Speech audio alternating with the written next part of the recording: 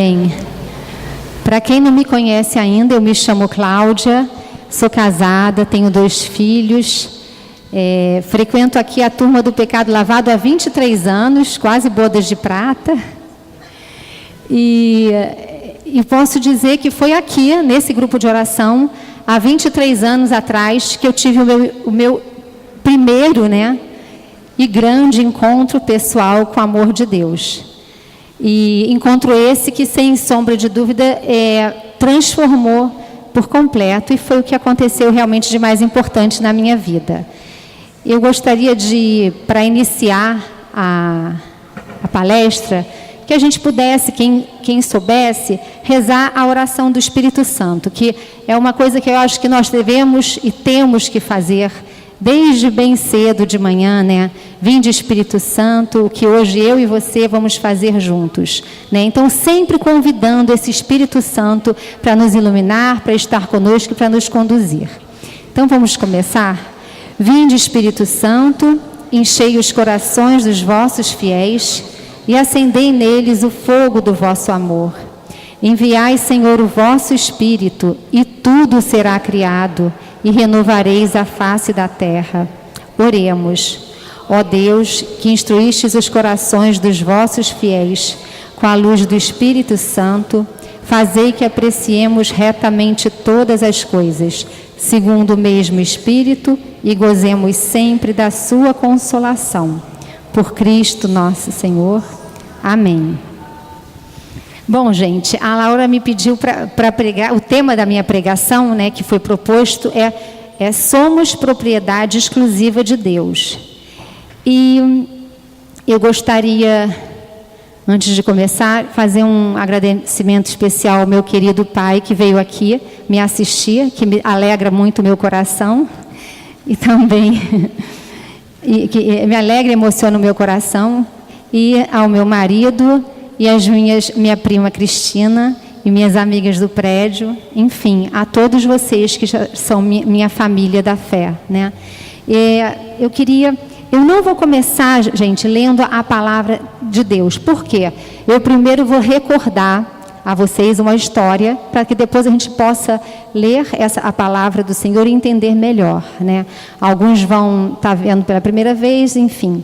Eu acho que vale mais a pena a gente fazer dessa forma. Então, eu vou contar a história do povo de Deus. Como iniciou a história da criação do povo de Deus, a história da libertação do povo de Deus, do Egito até a Terra Prometida. Vou resumir, porque é uma história longa. Então, o povo de Deus, chamado povo hebreu, ou 12 tribos de Judá, de Israel, eles se encontravam... eles começaram a crescer muito, a se multiplicar, e eles estavam no Egito. E o rei do Egito, o faraó, era um rei mau, que não gostou dessa situação e começou a submetê-los à escravidão. Então, começou a tratá-los como escravos e a submetê-los a trabalhos muito árduos e pesados, e maltratar mesmo fisicamente. O povo estava sofrendo muito. E o coração de Deus se compadeceu desse sofrimento do povo. E Deus escolheu Moisés, E eu vou contar como aconteceu isso, para libertar esse povo desse faraó, desse rei do Egito.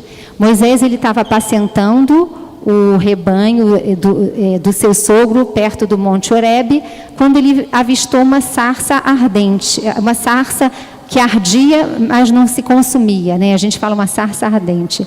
É como se fosse uma árvore que queimava e o fogo não consumia. E aquilo atraiu a visão de Moisés. Moisés se aproximou daquela árvore que pegava fogo e não se consumia. E foi lá que ele ouviu pela primeira vez a voz de Deus, Deus falou: Moisés, eu sou o Deus dos seus pais, estou vendo a miséria do povo, a miséria que o povo de Israel está sendo submetido, e por isso decidi libertá-lo das mãos dos egípcios.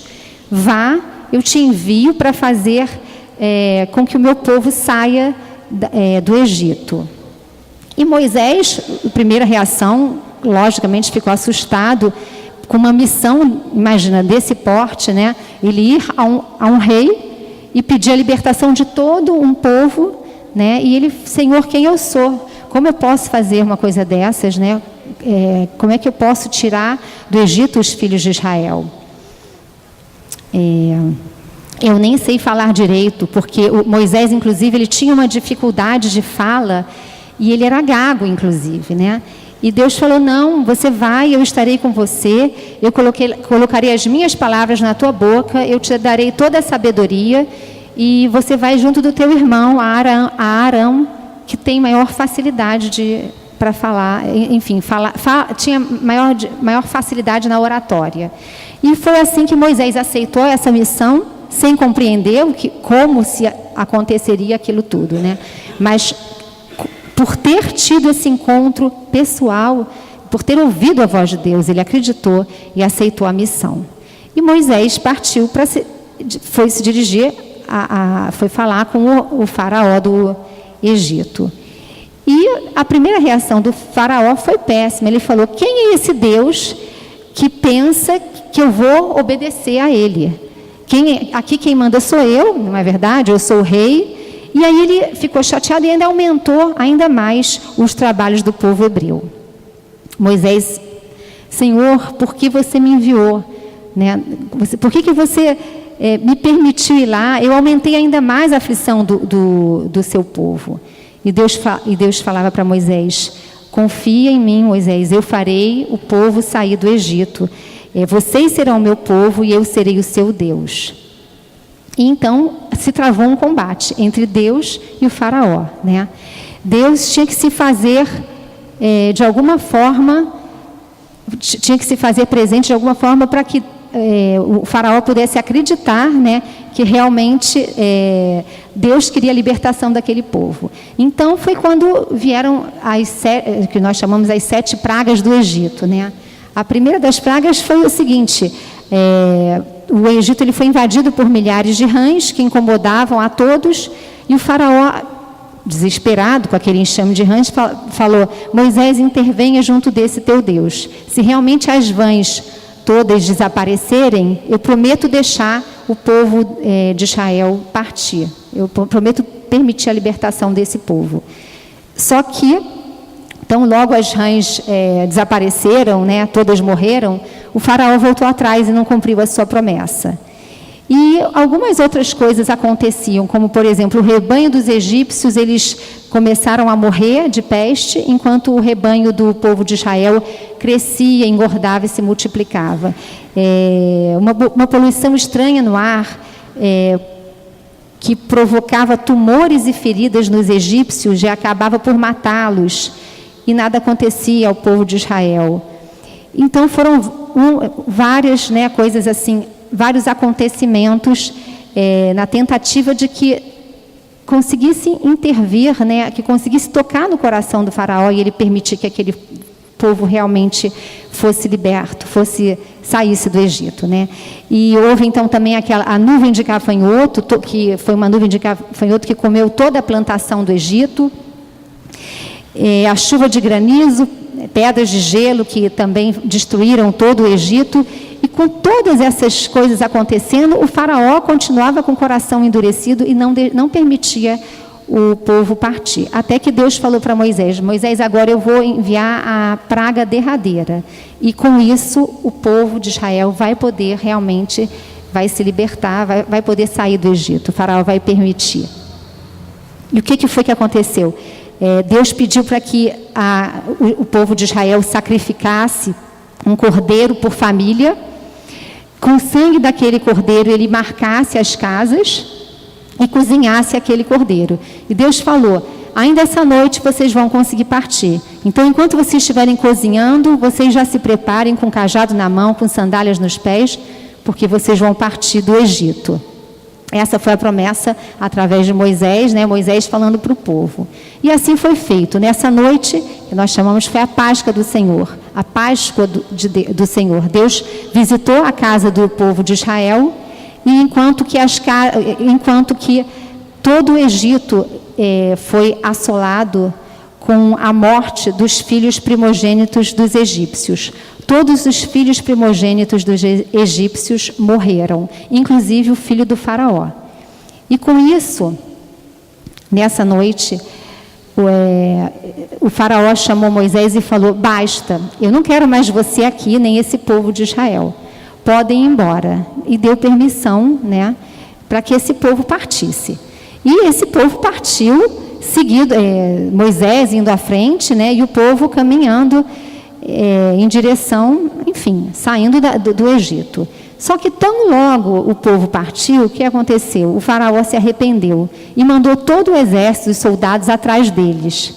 Então foi quando tem aquele episódio, né, que as 12 tribos de Israel estavam já cansadas, né, descansando em frente ao Mar Vermelho, quando começaram a perceber a presença dos soldados, do exército, vindo em direção. E eles começaram a questionar com Moisés: Moisés, Deus permitiu nós sairmos do Egito para morrermos aqui, atrás dos soldados, encurralados entre os soldados dos egípcios e o Mar Vermelho? E Deus falava sempre para o povo: confia em Deus, porque Ele está conosco, Ele vai nos ajudar. E durante toda aquela noite Moisés orou com as mãos estendidas sobre o Mar Vermelho, e veio e durante toda a noite, né, e essa oração, começou a vir do oeste um vento muito forte que verdadeiramente abria um canal em meio ao Mar Vermelho, para que o povo pudesse passar a pés enxutos. Essa é a famosa passagem que a gente canta aqui, a musiquinha, né? O mar se abriu e o povo passou. E o povo de Israel passou até a outra margem. Então, logo chegaram na outra margem, o mar se fechou sobre todo o exército, né, e soldados dos egípcios, e dizem que não sobrou nenhum para contar a história, né? Essa foi o início da história, né, da libertação do povo que estava no Egito, e ali começou uma longa caminhada, que nós sabemos que durou 40 anos, né? Moisés liderando esse povo pelo deserto durante 40 anos até chegarem à terra prometida. Sabemos que, com certeza, imagina o que é você caminhar 40 anos pelo deserto. Imagina as dificuldades, as provações, né? Enfim, o que isso, debaixo de sol, né? Esse povo, então, ele passou, sim, por provações, por dificuldades, mas ele sempre contava com a presença de Deus, né? Sempre, quando teve fome, não tinha um alimento ali no deserto, o Senhor mandou o maná, que era um alimento que vinha do céu para poder alimentar aquele povo. Então, por que eu quis contar essa história? Para que agora a gente possa ler a palavra que me foi dada para que eu possa pregar, e a gente possa entender um pouquinho dessa história, né, que a mão poderosa de Deus libertou o povo de Israel da escravidão do Egito. Senão nós íamos ler a palavra e talvez não entendêssemos tão bem quanto agora. Então eu convido vocês a abrirem em Deuteronômio capítulo 7, versículos 6 ao 11. Deuteronômio 7, aqueles que tiverem com a Bíblia. E lembrando que o Papa Francisco tem pedido diretamente, as palavras dele, para a Renovação Carismática Católica: andem com suas Bíblias. Não, ele tem pedido, não é para trazer só a Bíblia para o grupo de oração. Andem sempre que vocês forem para o trabalho, para onde vocês forem, com a Bíblia na bolsa. Por quê? É a oportunidade, né, que você tem ali de rezar um salmo, de ler o Evangelho, enfim, de estar mais em contato, de repente, né, com a palavra de Deus. Deuteronômio, capítulo 7, versículo 6 ao 11.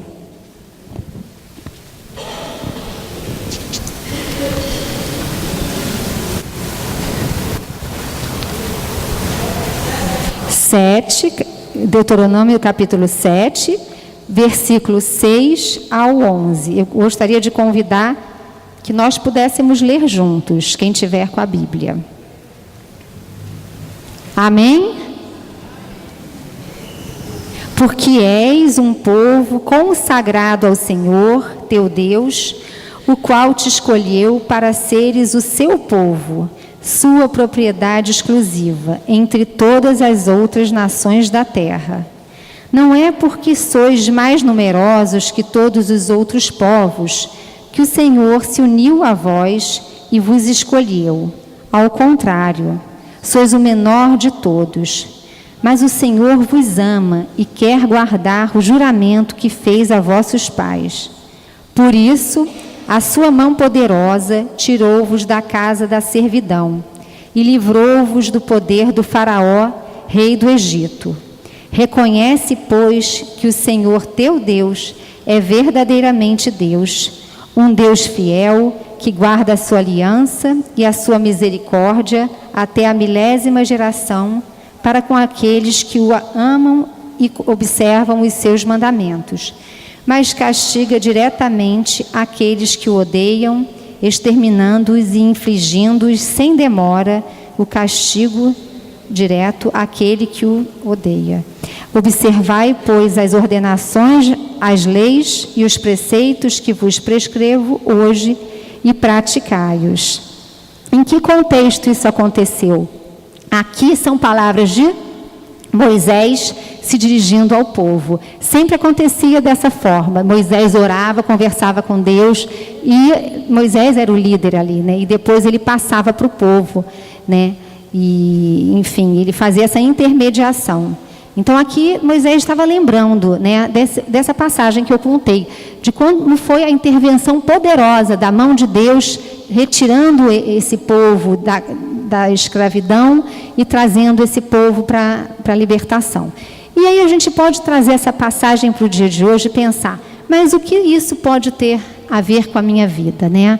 Certamente nenhum de nós aqui está sendo submetido, está sendo escravo de nenhum outro povo, certamente que não. Mas existem outros tipos de escravidão que acontecem na nossa vida.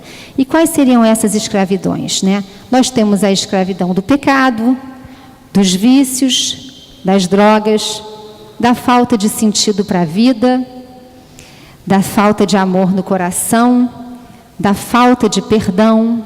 Tudo isso são escravidões que trazemos dentro de nós, dentro do nosso coração, e que nos deixam, sim, assim como aquele povo estava, né, cabisbaixo, sofrendo, triste, e, enfim, oprimidos.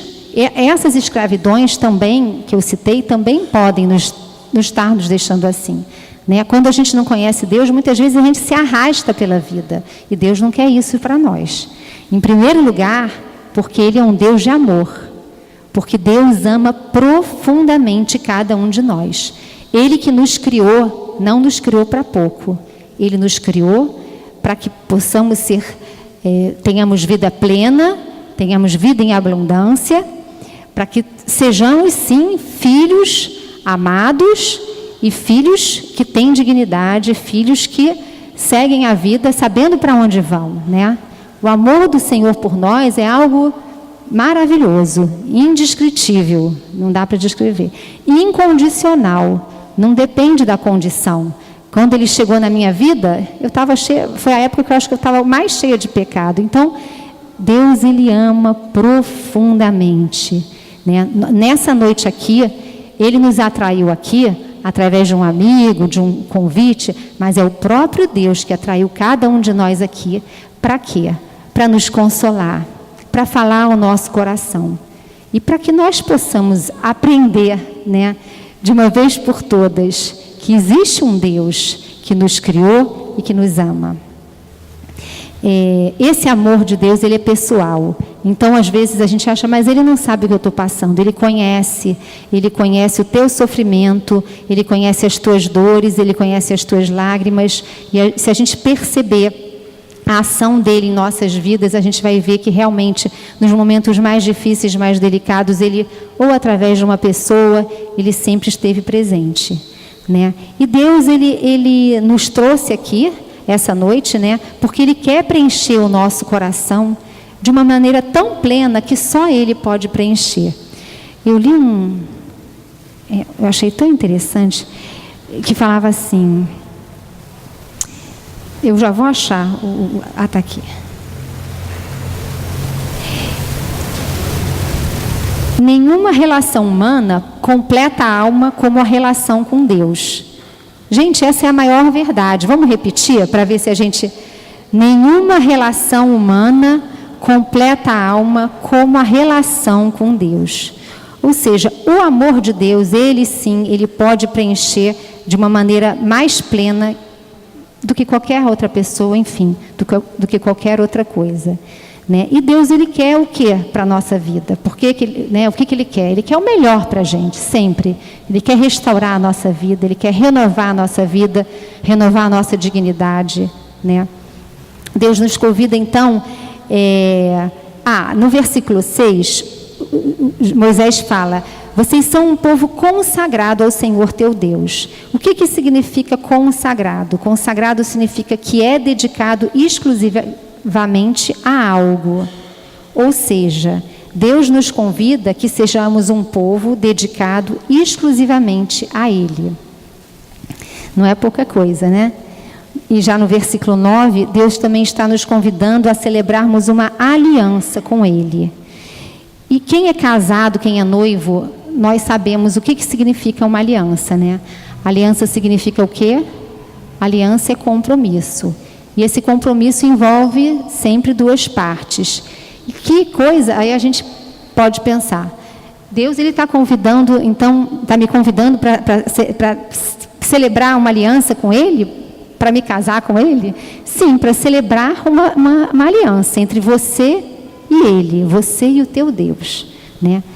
De um lado, e o que Deus vai me dar? Sempre dá mais, sempre dá melhor. O lado dele é sempre o melhor. Ele será o nosso Deus. A presença dele será constante em nossas vidas, assim como foi no povo de Israel, que ele caminhava com aquele povo. Não que o povo tivesse uma imunidade, não fosse sofrer, não é isso, né? Nós que cremos, nós passamos por todas as situações da vida, por sofrimentos, por perdas, mas contamos com a graça de Deus e com a presença de Deus. Ele caminhará conosco e intervirá sempre em nosso favor. Deus cuidará de nós. Então, essa aliança entre Deus e nós. E da minha parte, o que eu preciso, né? Da nossa parte, a gente precisa guardar os mandamentos do Senhor. Né? Por que isso? Porque, como a gente cantou aqui, Deus quer botar a gente no colo. Ele quer proteger a gente no redil dele. Né? Ele não quer ver a gente sofrendo e dando cabeçada na vida. Então, por isso ele nos dá os mandamentos, que são as diretrizes para a gente poder nortear a nossa vida, para a gente poder seguir a nossa vida de uma maneira mais plena, mais saudável, mais feliz, né? Com mais paz e enfim. Então vamos resumir. Nós sabemos que os mandamentos se resumem em amar a Deus sobre todas as coisas e ao próximo como a mim mesmo, né? E nós temos mania de resumir demais. Né? O que significa isso? Muitas vezes a gente quer resumir o máximo. Deus fala ao próximo como a si mesmo. E se a gente parar para pensar, de repente, quantas pessoas a gente ama? Vamos tentar pensar agora, cada um num breve instante, quantas pessoas a gente ama? Se bobear, 5, 10. Se for isso, meu irmão, toma cuidado, que esse mandamento aí está ficando... Né? Amar a Deus sobre todas as coisas e ao próximo como a si mesmo, né? Se amar. Bom, eu vou falar bem rapidamente a respeito dos mandamentos. O primeiro mandamento, que é amar a Deus sobre todas as coisas, nós não devemos amar nada acima dele. Né? Deus deve ser o nosso verdadeiro e único tesouro. Ele é o verdadeiro amor. Né? Ele é que nem aquela água pura, cristalina, né? E tem aquelas águas que a gente bebe contaminadas, poluídas. Ele não, ele é o verdadeiro amor. Então eu vou citar aqui os mandamentos, só para a gente poder recordar.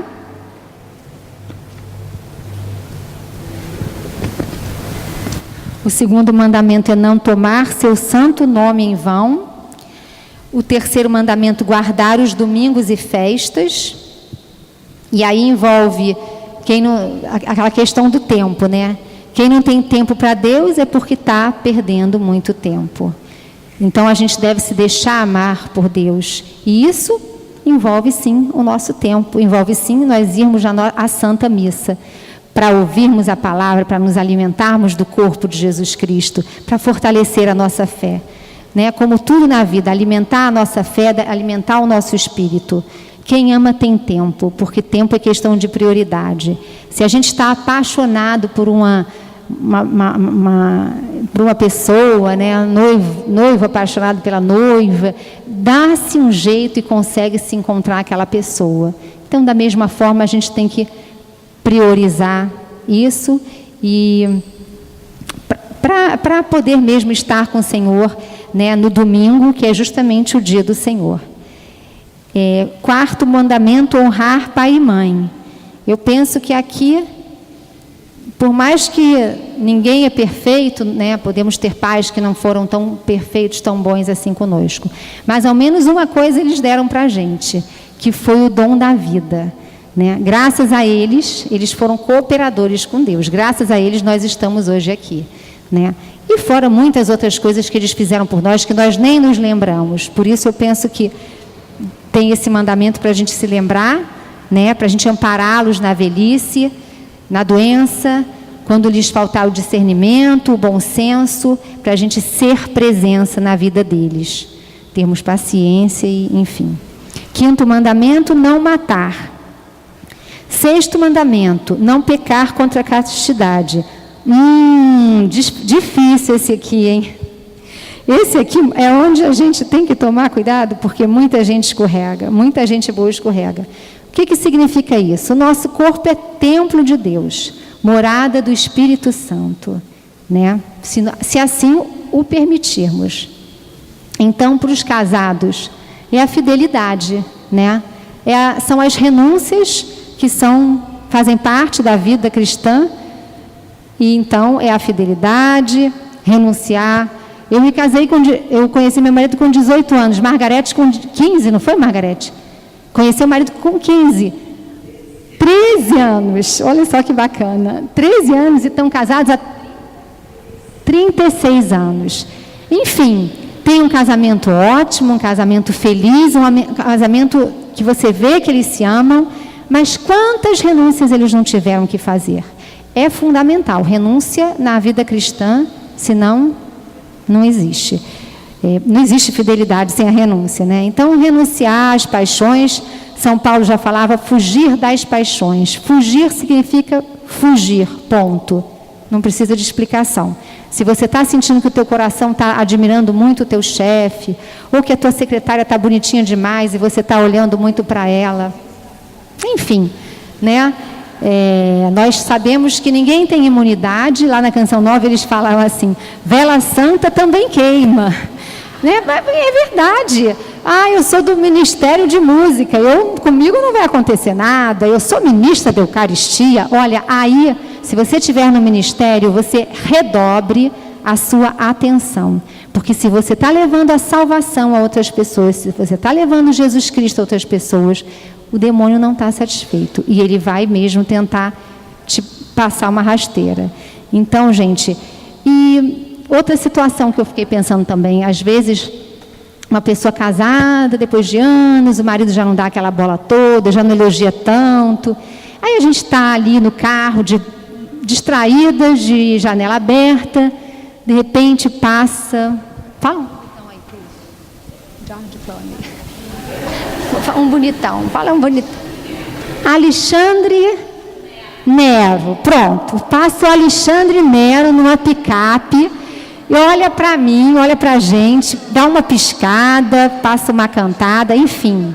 E aí a gente pode chegar e pensar assim, puxa vida, mas ninguém está vendo, meu marido não está vendo, não está sofrendo. E qual vai ser a minha atitude?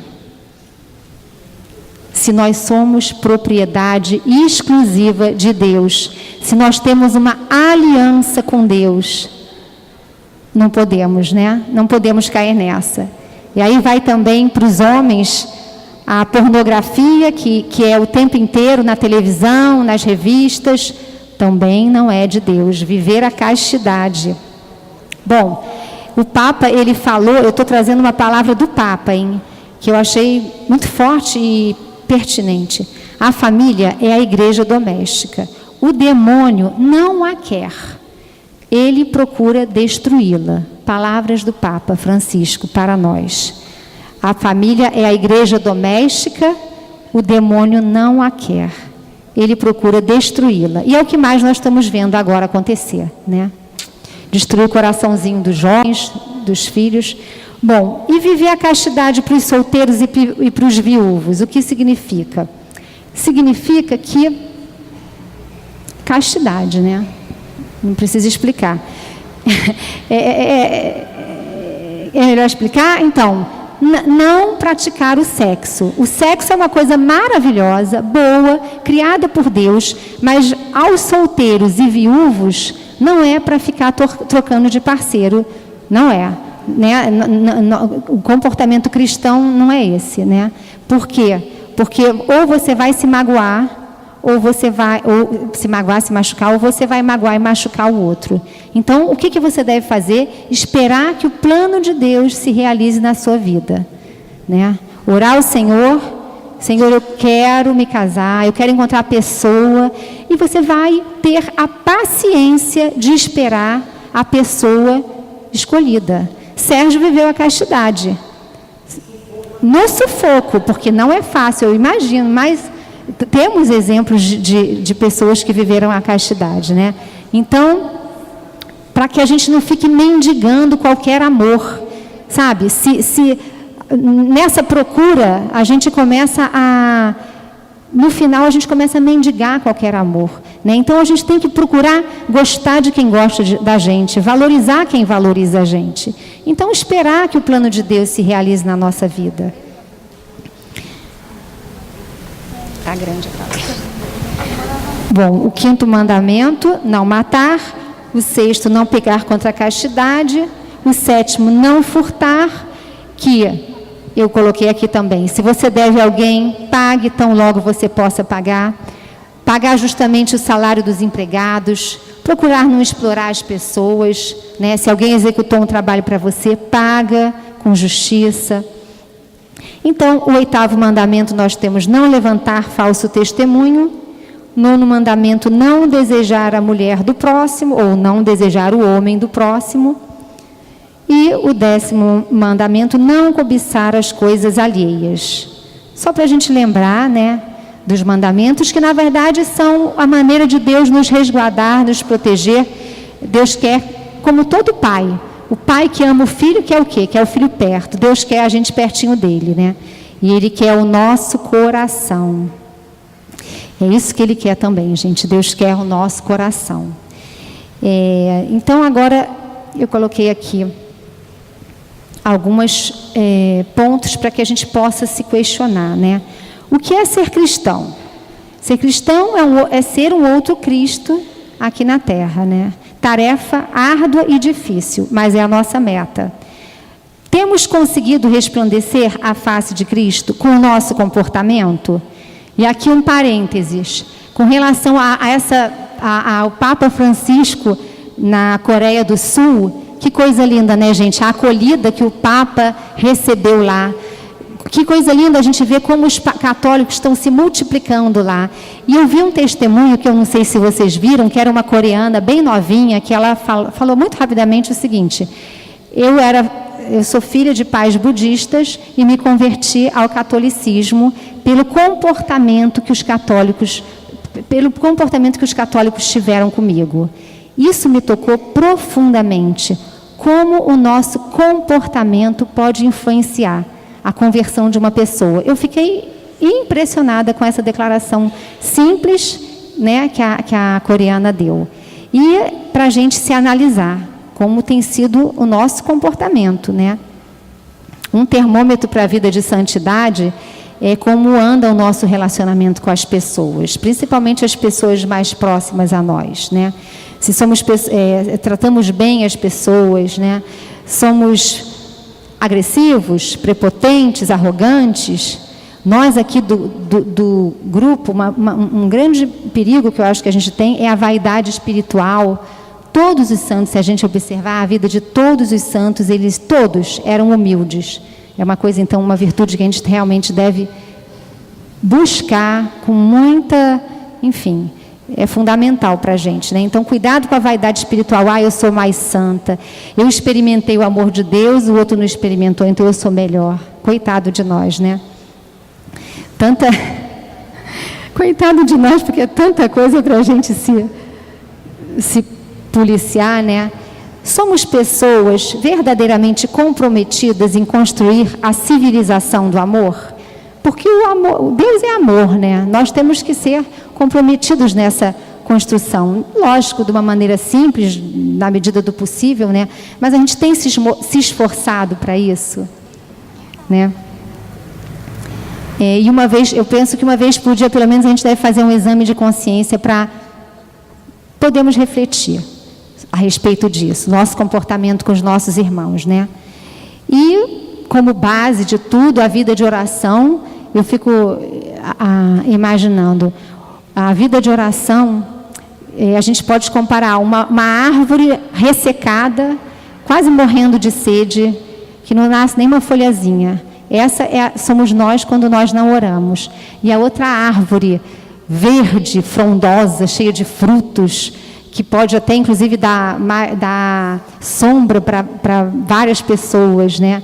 Essa é a nossa vida quando nós oramos, né? Eu ouvi uma vez, enfim, eu achei bacana isso. E é exatamente isso, a vida de oração, né? Conversar com Deus, ter intimidade com o Senhor.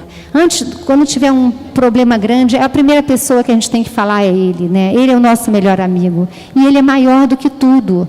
Ele é maior do que qualquer problema. Só Ele pode, sim, resolver qualquer problema. Quantas pessoas aqui, eu queria que levantassem a mão, já viram o Mar Vermelho abrir à sua frente? Só quem realmente já viu, né, o Mar Vermelho abrir à sua frente. O que significa isso? É uma coisa impossível de acontecer. Olha quantas pessoas, né? E aconteceram. O mar se abriu verdadeiramente, né? Pela intervenção de Deus, né? Quem como Deus? Quem como Deus, né? Moisés, ele teve então uma missão muito especial e particular, que foi tirar aquele povo da escravidão e levar para a terra prometida. E nós também temos uma missão. O Papa, ele veio aqui ano passado, justamente, né, aqui na Jornada Mundial da Juventude. Se a gente tivesse que resumir o que o Papa veio fazer aqui em uma frase, qual foi a convocação do Papa? Qual?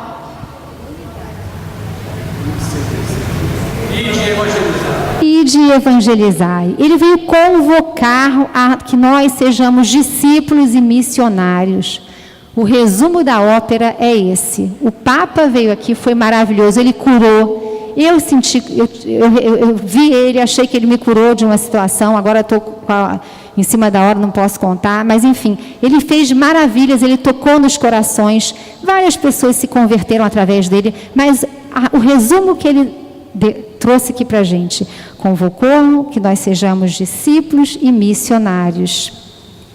Só faltam 10 páginas, tá? Eu estou com crédito, porque eu não falo aqui desde fevereiro. Eu caí dia 1º de fevereiro. Desde dia 1º de fevereiro, não...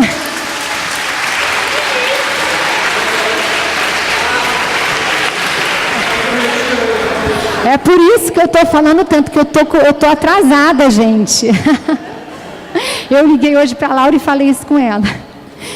E, gente, quando o Papa fez essa convocação, lógico, é o próprio Deus que está convocando a gente para sermos discípulos e missionários, a nossa primeira resposta é: quem sou eu, Senhor?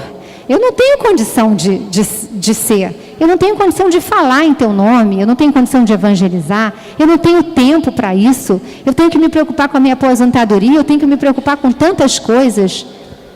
E aí vem aquela célebre frase: buscai em primeiro lugar o reino de Deus e a sua justiça, porque tudo mais lhe será acrescentado, né?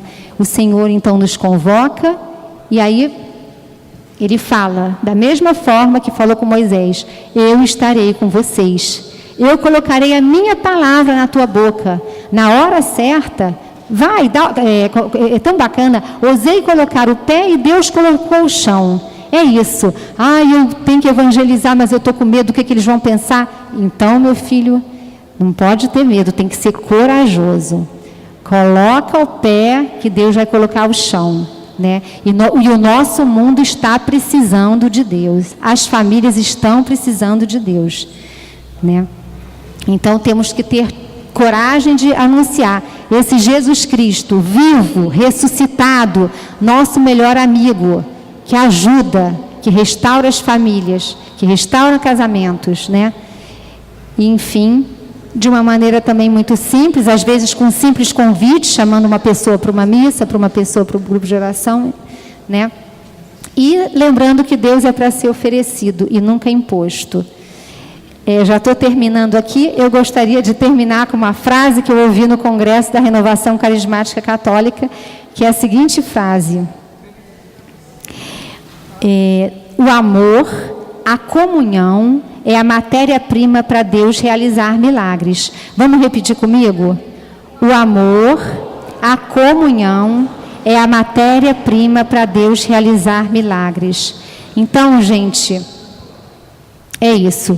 No grupo de oração, no ambiente de trabalho, na família, somos nós, com a nossazinha, com o nosso nada, que vamos, enfim, com o nosso testemunho, com a nossa vida, que vamos poder construir uma civilização do amor, que vamos poder passar a nossa fé para o nosso irmão, né, com o nosso comprometimento. Eu penso que é isso também que a gente precisa ter, esse comprometimento com a missão. E para terminar, não, já terminou. Amém.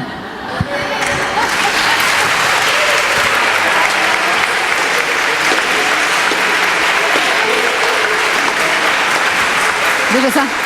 Glória ao Pai, ao Filho e ao Espírito Santo, como era no princípio, agora e sempre. Amém. Louvado seja o nosso Senhor Jesus Cristo, para sempre seja louvado.